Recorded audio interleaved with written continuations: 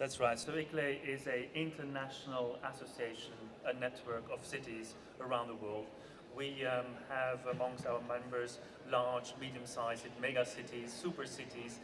More than 1,000 cities around the world are ICLEI member, and we're all working together towards sustainability. So we are helping the local governments on their path towards sustainability in a variety of fields, and of course also particularly in climate change. Okay, presumably there's a lot in common, but Belo Horizonte is not Tokyo, is not London, is not Doha. They all have great differences. What is it that cities have in common? What is it you learn, you gain from one by working together as one organization, as one group? One big challenge, because if we now know that today we have 3.5 billion people living in urban areas, in cities, we also know that 3.5 billion people more will live in urban areas in the next 40 years.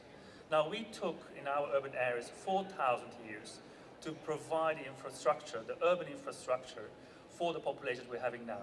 So one big challenge that all these cities have here together is how are we going to deal with our urban infrastructure to accommodate another 3.5 billion people in the next 40 years. So this is beyond the climate crisis, it's beyond the energy crisis, it's beyond the financial crisis.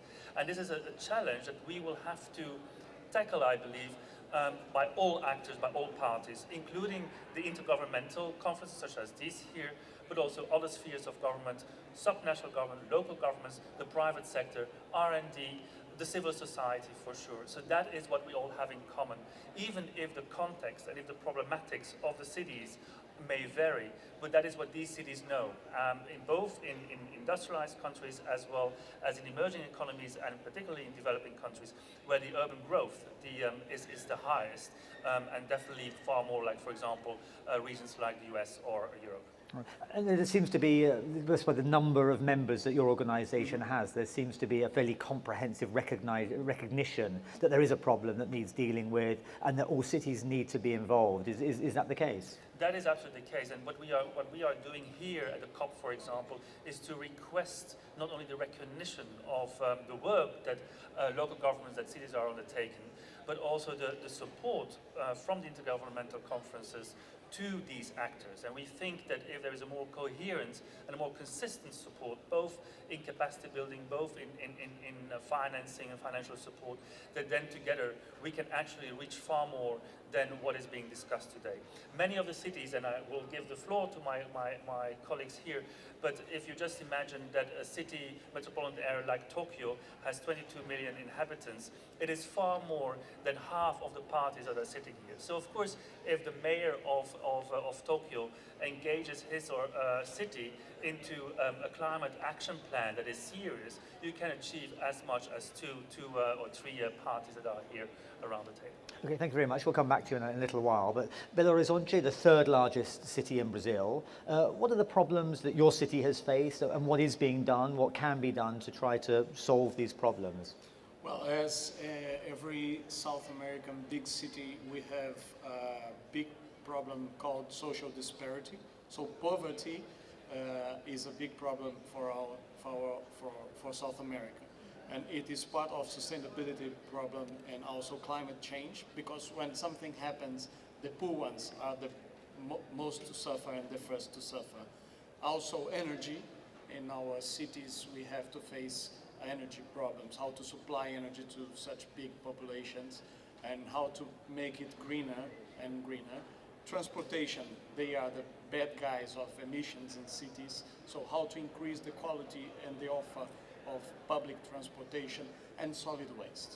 I guess in South America and in Brazil we have still a big problem of what to do with our garbage, with our solid waste, and how to give it a proper destination as well. I mean, what's the advantage to you, to the city authorities in Belo Horizonte, of being part of this international organisation and coming here to this forum in Doha? Well, there are some benefits that we gain from participating with ICLEI and from being here. One of them is that through ICLEI we meet other cities which face similar challenges, such as Tokyo and others, because cities have similar challenges and therefore they can gather similar solutions as well.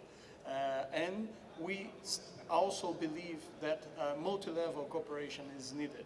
Cities are seen as part of the problem, but not yet as part of the solution. So local governments can give sometimes very inspiring policies to mitigate climate change and also to bring sustainability to what is being implemented. Okay, thank you very much. Tokyo, we've just heard 22 million inhabitants, obviously up there among emissions, all the kind of problems that other cities face. What has Tokyo done so far, and what more would you like to see done in Tokyo? Yeah, actually our population is 13 million, but actually we are big cities, so that's why that we are consuming a lot of energy. So we have the responsibility to reduce that. So we started the cap and trade program, especially for our city. So that is really important for us to reduce that kind of energy. And because we are a city, so our emissions almost come from buildings. So we targeted buildings, and that is not covered by other CDMs or cap and trade program. Right. And we really successfully implemented that, and that is really good for our experiment should be shared with other cities. I mean, how did you manage to reduce emissions from buildings? What measures did Tokyo apply to do that? Yeah, we started cap and trade program. So we set the cap for the building sector, and each building has the obligation to reduce their emissions. And for the flexible solutions, they can also use the carbon market. Right. I mean, the people of Tokyo in general, I mean, it's difficult to talk about 13 million people, but is it an issue for the people of Tokyo, for the residents? Are there campaigns to try to raise consciousness about climate change? Yeah, because people in Tokyo is fairly have such kind of sense or the kind of community to have do and recycle or other environmental measures. But actually for climate change issue and energy issues, especially we are looking at the great earthquake in 2011. And even after that, we have to really cut the energy, and so many residents and also the companies are really cooperative with that. And for that, it was really important because before that we prepared the kind of energy reduction to carry out through the cap and trade program. So that was really great for okay. us. Thank you very much. If I can come back to you just to finish off. We're coming towards the end of the 2 weeks of negotiations here. What is it that you would like as an international organization representing cities? What is the minimum you would like out of these negotiations that would enable you to take your work on, to do your work around the world? Well, first of all, we would like to see, of course, far more commitment. We are losing time. I think negotiators, parties know that very well. Negotiations are, of course, very complex. We fully understand that. But we are actually losing very precious time. And, of course, for the entire population of this planet, I mean, going beyond the 2 degrees Celsius will have enormous impacts. And it will be extremely costly. So what we would like to see here is actually commitment from their side, as an intergovernmental conference should do. Secondly, what we would like to see is, of course, far more support to other actors and try to find ways of engaging in a more consistent and coherent way. So it is good for us in terms of local governments to be here, to be able to interact with delegations, with ministers, but it's far more too little. We need to have another governance model. This may take some time, but we would like to see this far more as what we would call a global joint venture, where the parties, states, member states come in, governments come in, local governments come in, the private sector, and as I said, research.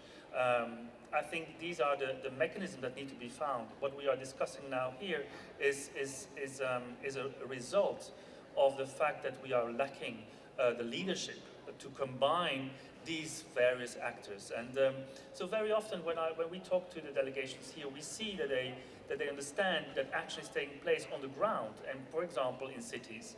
So that is the basis that should be taken on far more now. So we are here also to say that's what we can do. We are, yes, as cities, we are part of problems, but that's what we can do. We are here to stand in front of you to show us what kind of measures we are taking to reduce emissions in our areas, and that can be part of your national strategies. That can be, that can accompany your own efforts. The US is a very clear case, for example, there where a lot of cities, many cities, are actually committing to the Kyoto Protocol, and that is not being captured enough also here in these areas. So we would like to see that far more happening, so that we come to a consistent dialogue in order to support each other. Okay, that's great. Thank you all very much.